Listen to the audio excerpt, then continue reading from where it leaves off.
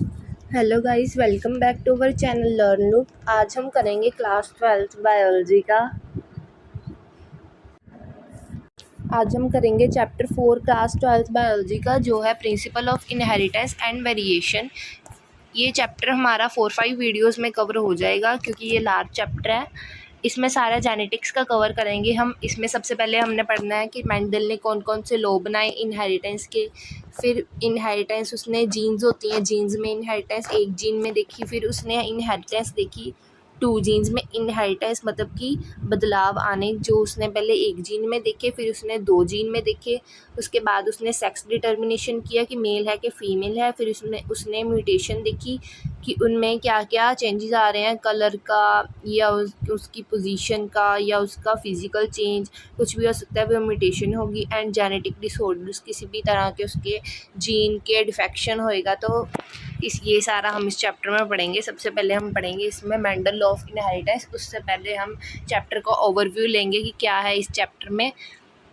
इस चैप्टर में है, have you ever wondered why an elephant gives birth only to a baby elephant and not to some other animal. इसका मतलब ये कि जो एलिफेंट होता है वो एक एलिफेंट को ही क्यों बर्थ देता है, किसी और एनिमल को क्यों नहीं बर्थ देता। और एक मैंगो का सीड जो होता है उससे मैंगो का प्लांट ही क्यों बनता है और कोई और प्लांट क्यों नहीं बनता। क्या आपने कभी ये सोचा है? सबसे पहले ये लिखा हुआ और ये क्वेश्चंस है कुछ बहुत सारे, जैसे कि given that they do not are the offspring identical to their parents. जो ऑफस्प्रिंग्स होते हैं मतलब कि बच्चे, क्या वो अपने पेरेंट्स की तरह दिखते हैं और क्या उनमें कुछ बदलाव होते हैं, क्या उनमें बहुत इतने ज़्यादा बदलाव होते हैं कि वो अपने पेरेंट्स की तरह दिखते ही नहीं है क्या, या वो अपने पेरेंट्स की तरह दिखते हैं। जो उनमें चीज़ें होती हैं वो उनके पेरेंट्स की तरह होती हैं या कुछ चेंज होती हैं। और जो उनके सिबलिंग्स होते हैं, बहन भाई होते हैं, वो एक दूसरे की तरह दिखते हैं, सिमिलर होते हैं या अलग अलग दिखते हैं। ये कुछ क्वेश्चंस हैं जो हमारे जेनेटिकली रिलेटेड क्वेश्चंस हैं एक दूसरे से, जिनके बारे में हम डिटेल में चैप्टर में आगे पढ़ेंगे। अब these are several related questions are dealt with scientifically in a branch of biology known as genetics। ये सारी चीज़ें जो है किससे रिलेटेड है? ये जेनेटिक्स से रिलेटेड है। ये क्या है? जेनेटिक्स क्या है? ये बायोलॉजी की ब्रांच है। This subject deals with inheritance. ये जो सब्जेक्ट है जेनेटिक्स, ये किसके साथ डील करता है? ये इनहेरिटेंस के साथ डील करता है। इनहेरिटेंस का मतलब होता है कि जब एक पीढ़ी से दूसरी पीढ़ी जो सेम करैक्टरिस्टिक्स जा रहे हैं, उसको कहते हैं इनहेरिटेंस। जैसे कि मदर से बच्चे में जा रहे हैं, फिर उस बच्चे के अपने आगे उसके बच्चे में जा रहे हैं, ठीक है, जो सेम चीज़ें। जैसे उसकी ब्लैक आई है तो उसके मदर की ब्लैक आई है तो उसके बच्चे की भी ब्लैक आई है। अब जब उस बच्ची का अपना बच्चा होएगा तो उसकी भी ब्लैक आई होगी, तो वो क्या होगी? इनहेरिटेंस की उसकी आई जो है ब्लैक तो है सब में। तो as well as the variation of characters, and कुछ करैक्टर्स चेंज भी होते हैं। ऐसे नहीं कि वो बिल्कुल भी सेम होते हैं, उनके बच्चे जो होते हैं बिल्कुल सेम नहीं होते, कुछ चेंजेस होते हैं, उनको कहते हैं वेरिएशन। और जो इनहेरिटेंस होती है वो जो सेम चीज़ें पीढ़ी दर पीढ़ी चलती रहती हैं, वो होती हैं इनहेरिटेंस। आगे क्या है? It is the basis of heredity and inheritance are same. ये इनहेरिडिटी भी वही चीज़ है जो मैंने आपको बताई इनहेरिटेंस में। Variation is a degree by which progeny differ from their parents. Variation मैंने आपको बताया कि जो चीज़ें चेंज होती हैं पेरेंट्स की ऑफस्प्रिंग से, ऑफस्प्रिंग मतलब कि उनके बच्चों से, या जैसे कि मैंगो के सीड से मैंगो का प्लांट बनता है तो वो उसकी क्या हुए? प्रोजेनी हुई। प्रोजेनी, अगर पेरेंट्स का बच्चे हैं तो वो बच्चे क्या होते हैं? प्रोजेनी, चाहे वो एनिमल्स के हों, चाहे ह्यूमन बींग्स के हों, चाहे प्लांट्स के हों। जो बच्चे होते हैं वो प्रोजेनी होते हैं। और प्रोजेनी में अगर कोई चेंजेस होते हैं उनके करैक्टरिस्टिक्स में, चाहे वो फिजिकल चेंजेस हो या बिहेवियर चेंजेस हो, तो वो क्या होते हैं? वेरिएशन होते हैं। Humans knew from as early as 8000 to 1000 BC that one of the causes of variation was hidden in sexual reproduction। जो वेरिएशन का कोज है वो सेक्सुअल रिप्रोडक्शन, जो हमने पीछे चैप्टर पढ़ा है उसमें ही कोज उसमें ही बताया हुआ है सेक्सुअल रिप्रोडक्शन चैप्टर में कि क्यों वेरिएशंस आती हैं। They exploited that variations that were naturally present in wild population. जो वेरिएशंस होती हैं वो नेचुरली प्रेजेंट होती है प्लांट्स में और एनिमल्स में, टू सेलेक्टिवली ब्रीड, ताकि वो ब्रीड कर पाए। और कुछ चेंजेस भी अच्छे होते हैं ताकि वो सेम चीज़ आगे आगे ना बढ़े, कुछ डिफ्रेंशिएशन भी हो और कुछ हेल्दी यंग वंस भी बने। For example through artificial selection and domestication. Artificial selection करेंगे मतलब कि मैन मेड सिलेक्शन को कहते हैं आर्टिफिशियल सिलेक्शन। उससे क्या होगा, जो वाइल्ड काउज होगी, we have well known Indian breeds, जैसे कि साहिवाल काउज है। पंजाब में कौन सी काउज है? Sahiwal cows. We must however recognise that though our ancestor मतलब कि जो हमारे बुजुर्ग होते हैं, बड़े जो हमारे पहले होते हैं, दादे परदादे और उनसे भी पहले जो होते हैं, और उनसे भी सबसे पहले से जो हमारे पीढ़ियाँ से चलते आ रहे हैं, वो हमारे एंसेस्टर्स हैं। Knew about the inheritance of characters and variations, उनको इनके बारे में पता होता था। They had very little idea about, पर उनको साइंटिफिक बेसिस पे और उनके फिनोमेना में बहुत लिटिल आइडिया था कि उनको इतना इसके बारे में नहीं पता होता था। वो तो आगे इसके बारे में किसने सब बताया और किसने सब डिटेल में बताया? वो मेंडल ने बताया। और इसके बारे में सारी स्टडी किसने की? मेंडल ने की सारी स्टडी। किसके बारे में? इनहेरिटेंस के बारे में, कि जो चीज़ें सिमिलर आ रही हैं, किस किस में सिमिलर आ रही हैं, क्या क्या सिमिलर आ रही हैं, क्या पेरेंट्स से प्रोजेनी या ऑफस्प्रिंग में क्या चीज़ इनहेरिटेड जा रही है। तो क्या इसमें क्या लिखा है? सबसे पहले तो जो ये साइड में दिया कि character, seed shape, seed colour, flower colour, ये बेसिकली एक प्लांट का बताया है। शायद ये है पी का प्लांट। उसके बारे में ये बताया है कि उसमें डोमिनेंट ट्रेट कौन सी होगी और रिसेसिव ट्रेट कौन सी होगी। डोमिनेंट ट्रेट वो होती है जो सप्रेसिव होती है, जो ऊपर जिसकी जो ज़्यादा अच्छी होती है, और रिसेसिव ट्रेट वो होती है जो दब जाती है, जो बुरी ट्रेट होती है, वो रिसेसिव होती है। जो स्मॉल अमाउंट में, जिसको कह सकते हैं कि स्मॉल अमाउंट में होती है, बिल्कुल नामात्र, वो होती है रिसेसिव। और डोमिनेंट जो ऊपर होती है। इसमें सीड शेप बताया। सबसे पहले तो ये मेंडल लॉ ऑफ इनहेरिटेंस का ही है टेबल। इसमें आपने याद रखना है कि इसमें कौन कौन सी चीज़ बताई हुई है। सीड शेप बताया, सीड कलर बताया, फिर फ्लावर का कलर बताया, देन पोड का शेप बताया, पोड कलर बताया, देन फ्लावर पोजीशन पाई है, देन स्टेम हाइट। इसने 7 चीज़ों को बताया है। मेंडल ने एक पी प्लांट को स्टडी किया और उसमें से इसने 7 चीज़ें बता दी कि कौन कौन सी इनहेरिटेड चीज़ आ रही है। सबसे पहले हम सीड शेप देखेंगे कि एक में तो डोमिनेंट है, डोमिनेंट में राउंड है एंड रिसेसिव में रिंकल्ड है। तो ये सारा आपको याद रखना है कि इसमें राउंड है, इसमें रिंकल्ड, येलो है डोमिनेंट, देन ग्रीन है। ये पूरा टेबल आपको याद रखना है। इसमें वायलेट है कलर, इसमें वाइट है, इसमें फुल है, इसमें कंस्ट्रिक्टेड है।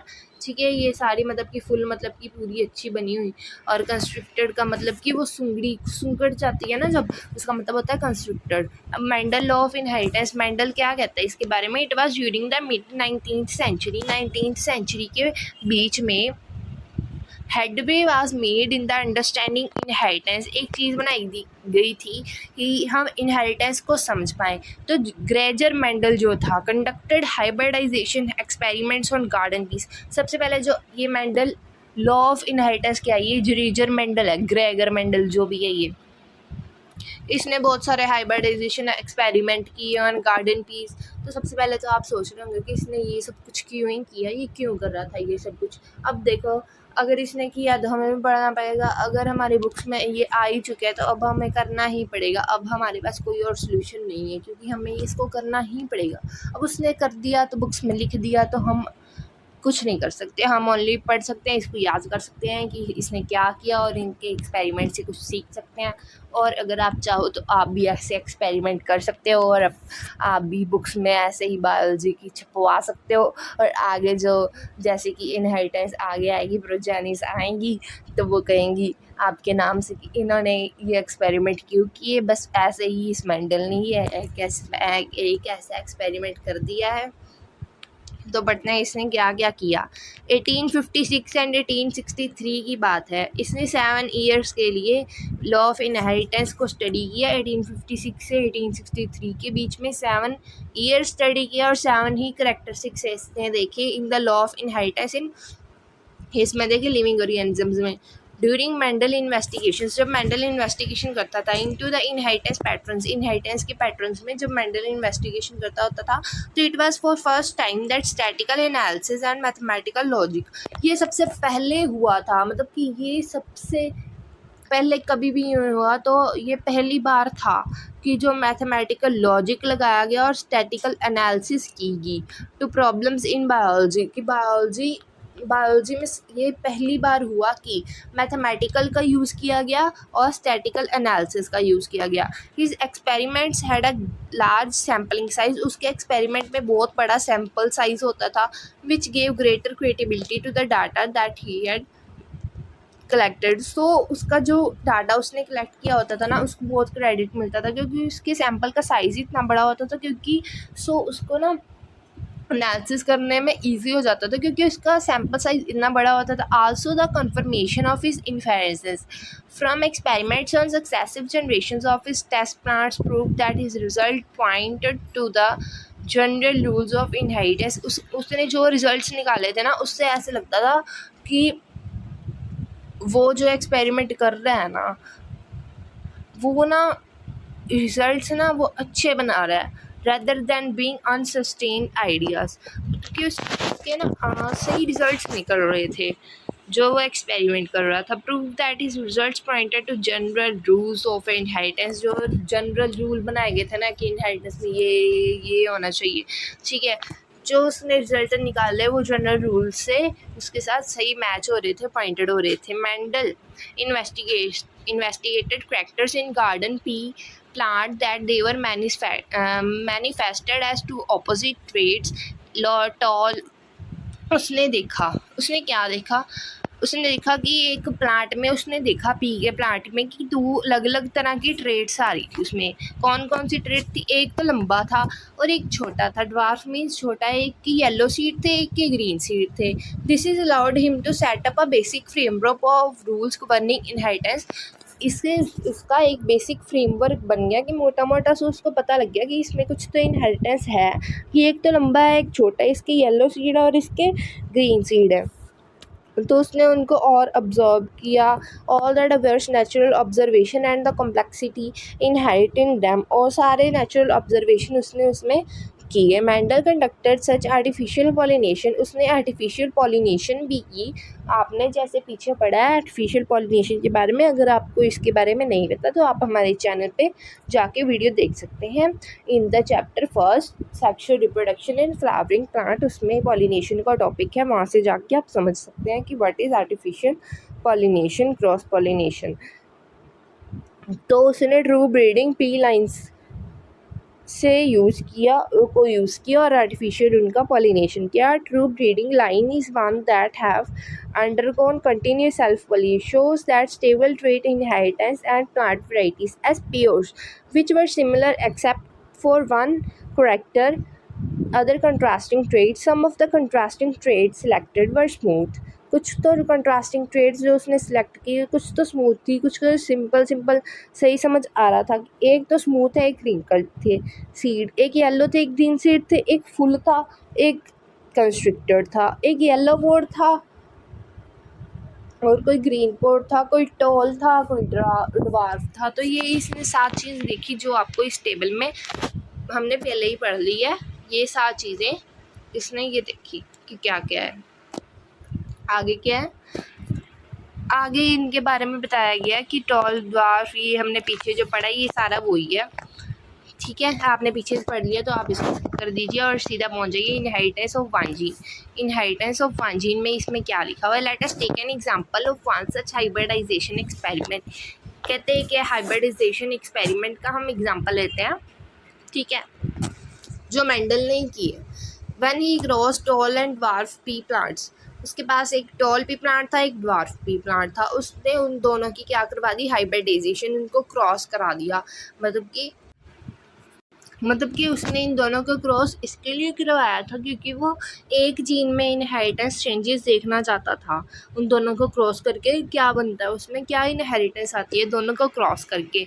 तो उसने सीड्स को कलेक्ट किया, produced as a result with the cross and grew them to generate plants. उसने उन दोनों को क्रॉस किया, उनके सीड लिए, उनको ग्रो किया ताकि एक प्लांट बन जाए। And then hybrid generation, this generation is called filial और फाइलियल प्रोजेनी और F1 जनरेशन। ठीक है, आप इसको F1 ही कह लीजिए, आपको ईजी हो जाएगा। तो F1 जनरेशन इसने बना ली क्रॉस करके। Mendel observe that all the F1 progeny plants were toll. उसने देखा कि जितने भी F1 प्रोजेनी बनी थी, एक टॉल और एक शॉर्ट को उसने क्रॉस किया, उसमें से सीड्स दिए, उसमें से इसने प्लांट लगाए, और इन प्लांट्स में से सारे के सारे प्लांट्स टॉल बने, कोई भी स्मॉल प्लांट नहीं बना। उसने देखा F1 प्रोजेनी में सब क्या थे, टॉल। एक पेरेंट्स पे गए थे वो, दूसरे पेरेंट पे तो वो गए ही नहीं, क्योंकि उसने 2 पेरेंट्स लिए, एक टॉल एक शॉर्ट, लेकिन सारे टॉल मतलब कि वो एक पेरेंट पे गए।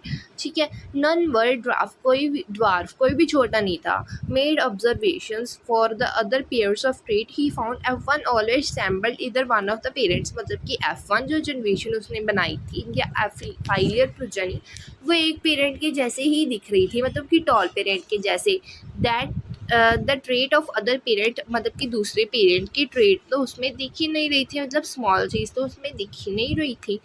तो उसने क्या किया, उसने F1 को, ये जो सारी क्या है, ये F1 है, उसने F1 को ही एक दूसरे में क्या करवा दिया, सेल्फ पॉलिनेटेड करवाई दिया। पॉलिनेशन के बारे में आपने फर्स्ट चैप्टर में पढ़ लिया प्लांट्स की, इसलिए आपने कंफ्यूज नहीं होना। अगर आपने नहीं समझा है तो हमारे चैनल पे जाके समझ लीजिए what is pollination, self pollination, cross pollination, आपने वहाँ जाके पहले समझना है, फिर ये चैप्टर करने का आपको फ़ायदा। तो इसने इसमें क्रॉस पॉलिनेशन करवा दी F1 की, इसमें आपस में ही करवा दी।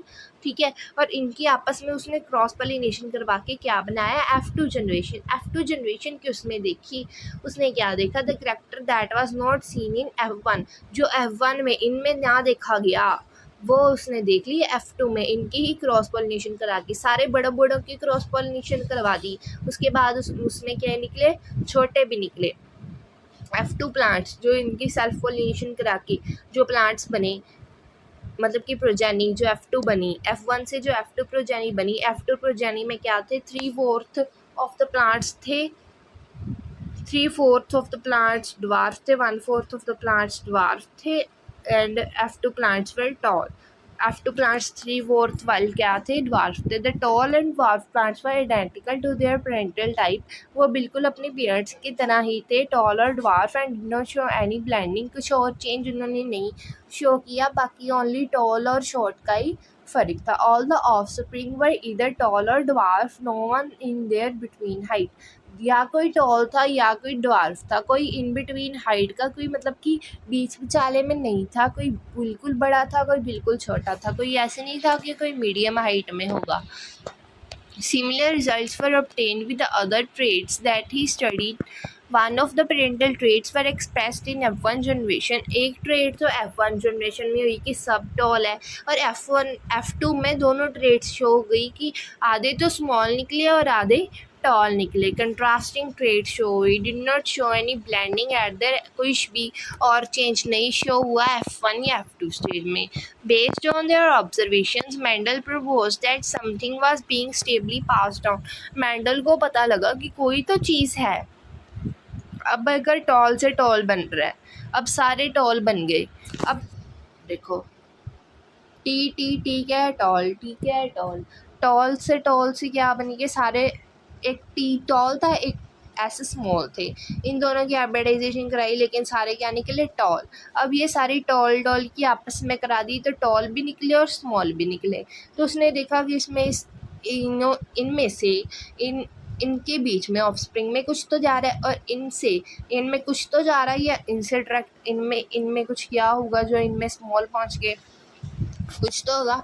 ठीक है, तो मेंडल ने देखा कुछ तो है जो स्टेबली एक पेरेंट से ऑफस्प्रिंग में जा रहा है। तो through the gametes over successive generations he called those things as factors.